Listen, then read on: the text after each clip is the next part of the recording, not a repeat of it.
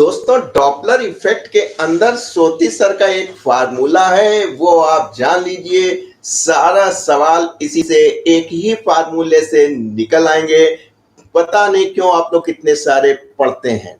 आप जानते ही हैं कि जो अपरेंट फ्रीक्वेंसी होती है किसके किसके बीच में, सोर्स और ऑब्जर्वर के बीच में, वो natural speed of sound in air, और ऊपर ऑब्जर्वर, नीचे सोर्स। अगर केवल आपको इतना मालूम है तो डॉपलर इफेक्ट की गारंटी ये सारे सवाल कर लेंगे। गुड मॉर्निंग मुलायम सिंह, बहुत बहुत आपका स्वागत है। तो दोस्तों, आज का जो टॉपिक है वो डॉपलर इफेक्ट है और आप देख रहे हैं केवल एक सूत्र से हम आपको सारे सवाल निकाल के दिखाएंगे और इसके बारे में ज्यादा बात करते हैं। लेकिन उससे पहले हमको 20 सेकंड का परमिशन दीजिए ताकि मैं अपना ये लाइव का लिंक अपने टेलीग्राम चैनल डॉक्टर आलोक सोती पे पेस्ट कर दूं। वहीं पे आपको एक डॉक फाइल मिलेगी जिसको आप लोग कन्वर्ट कर सकते हैं अपने पीडीएफ आदि इत्यादि में। उसी में आपको न्यूमेरिकल्स मिल जाएंगे। गुड मॉर्निंग गौतम, कैसी चल रही तैयारी? और वहां से जो है आप बैठ के सवाल लगाइएगा। साउंड कम कर दी, पीछे गए और शेयर कर दिया इसको डॉक्टर आलोक सोती अपने टेलीग्राम चैनल से। कहाँ गए? मिल गए, ऐड कर दिया, वापस आ जाइए।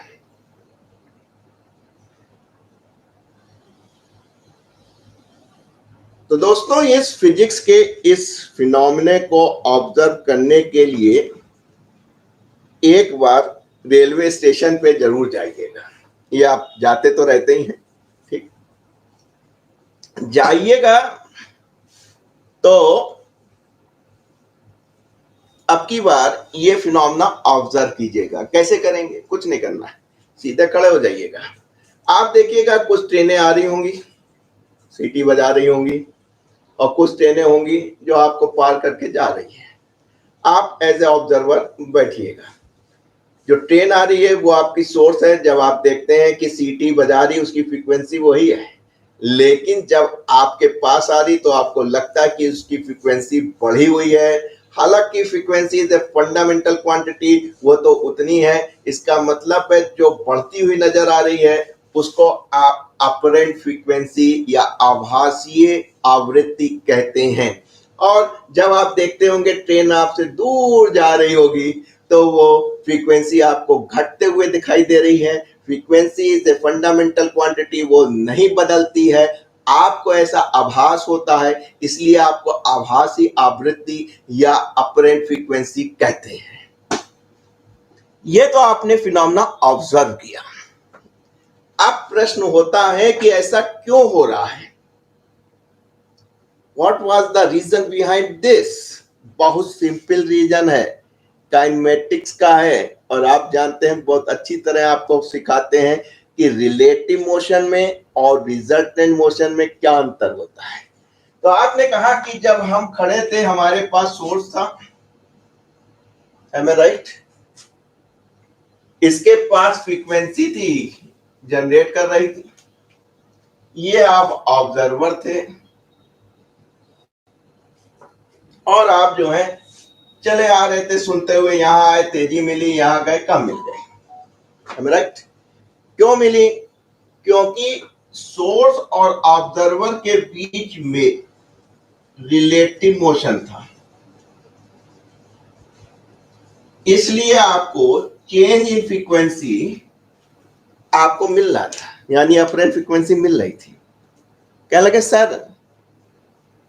आप कह रहे फ्रीक्वेंसी कांस्टेंट है और हमको ऑब्जर्व होता चेंज। हमने कहा एक ऑब्जर्वेशन और करना। तुमने तो ये किया, खड़े थे, ट्रेन आई, बढ़ी, गई, लगा, हल्की हो गई, लेकिन एक ऑब्जर्वर करना। ऐसा नहीं है, ट्रेन भी खड़ी है और आप भी खड़े हैं। अक्सर होता आउटर खड़ी हो जाती है और वो सीटी बजाती है। आउटर पे ट्रेन खड़ी है, आप भी खड़ी हैं, यानी कि सोर्स भी खड़ा है, आप ऑब्जर्वर हैं, दोनों लोग खड़े हैं, सीटी बजा रहा है, तो उसकी फ्रीक्वेंसी बढ़ी हुई नहीं दिखाई देती है, नेचुरल पड़ती है। थोड़ी देर बाद ट्रेन चलती है, जब पास आती तो फ्रीक्वेंसी बड़ी होती है, दूर जाती है तो कम हो जाती है, राइट। तो इसका मतलब है कि जब रिलेटिव मोशन नहीं हो रहा है, दोनों कम नहीं हो रहा है जब दोनों स्टेशनरी हो। और दूसरी कंडीशन क्या है, दोनों सेम स्पीड से एक ही डायरेक्शन में चले। तो इन दोनों केस में जब दोनों खड़े हैं और दोनों सेम स्पीड से एक ही डायरेक्शन में चल रहे हैं, सोर्स और ऑब्जर्वर, तो आपको फ्रीक्वेंसी में अंतर नहीं दिखाई देगा, अपरेंट फ्रीक्वेंसी नहीं मिलेगी। इसको भी ऑब्जर्व कीजिएगा। ये तो आप कर लेंगे कि हो सकता है आउटर पे गाड़ी खड़ी हो और आप भी खड़े हो, सीटी बजे, फिर थोड़ी देर बाद सिग्नल मिले चले, तो आपको इस बात का एहसास हो जाएगा कि हाँ उस समय नेचुरल फ्रीक्वेंसी है वही मिल रही है, जब आ रही तो पास है, जा रही तो दूर है। लेकिन आप कहेंगे सर ये कैसे मौका मिलेगा कि हम और दोनों गाड़ी एक साथ चले। अब ट्रेन के इंजन में बैठ जाना, ड्राइवर साहब से कहना भाई साहब सोती सर ने बताया था कि रिलेटिव मोशन जो है सेम डायरेक्शन में चलोगे तो उसमें जीरो होगा, जिसकी वजह से आपको नेचुरल फ्रीक्वेंसी एन ही मिलेगी, अपरेंट नहीं मिलेगी। भैया 2 मिनट के लिए बैठा लो, हमको आउटर छोड़ देना। तो जब आप ट्रेन के अंदर बैठे होंगे, चल रहे होंगे, तो काम मिल जाएगा। नहीं है तो आप लोग के पास तो कार होती है, एक बार कार में बैठ के चलाना और कहना पापा हॉर्न बजाओ, और एक बार खड़े हो जाओ, भैया आ रहे हो जरा हॉर्न बजाओ। तो कहने का मतलब ये है कि आपके अंदर जब तक रिलेटिव मोशन होगा तभी तक आपको जो है ये जादू रिलेटिव फ्रीक्वेंसी देखने को मिलेगी, और कुछ करना नहीं है। सोर्स और ऑब्जर्वर दो चीजें हैं। क्या होगा, जब भी सोर्स से फ्रीक्वेंसी निकलेगी सायरन बजेगा, निर्वात में होगा तो कुछ नहीं होगा, साउंड नीड ए मीडियम। तो आपको मालूम है कि एक speed of sound in air, air एक माध्यम है जो आपके इसकी फ्रीक्वेंसी को आगे बढ़ाता है। तो आपको पता होना चाहिए speed of sound in air, am I right, आपके पास है। अब दो पॉसिबिलिटी है, एक आपके पास सोर्स है और एक आपके पास ऑब्जर्वर है जो दोनों डायरेक्शन में चल सकता है। इधर भी जा सकता है, इधर भी जा सकता है, इधर भी जा सकता है, इधर भी जा सकता है, एम आई राइट, दोनों डायरेक्शन में जा सकता है और रिलेटिव मोशन हो रहा है। सोती सर ने क्या बताया है, पहली बात ध्यान रख लेना, रिलेटिव मोशन तब होता है दो व्यक्तियों के बीच में जब उनके बीच में टच नहीं होता है। यानी दो कारें, दो ट्रेनें, भगवान न करे टच करके चले, जा रही हैं, एम आई राइट, ठीक, दो नाव, तो आपने कहा एक सोर्स है एक ऑब्जर्वर है, ठीक, कभी टच नहीं करेंगे। टच करेंगे तो क्या हो जाएगा, रिजल्टेंट हो जाएगा। मान लीजिए ये जा रहा था एक, ठीक, और आप ये जा रहे थे, तो जब यूं चलेंगे तो रिजल्टेंट मिलेगा, वो बढ़ गया, सेम डायरेक्शन में जा रहे थे।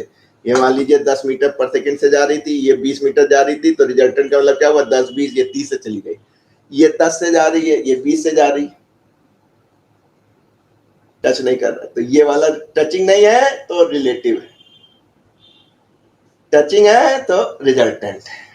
बढ़िया हो गया, टीवी पे तो काम बन गया। अगर दोनों सेम डायरेक्शन में है, टचिंग नहीं है बेटा, दोनों सेम डायरेक्शन में, तो क्या हो रहा है, घट जा रहा है, ज्यादा में से कम।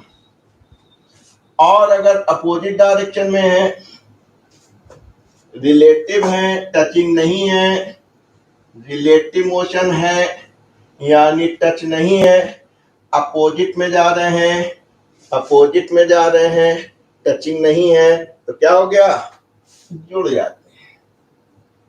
इतना तो आपको मालूम है, रिलेटिव मतलब नॉन टचिंग,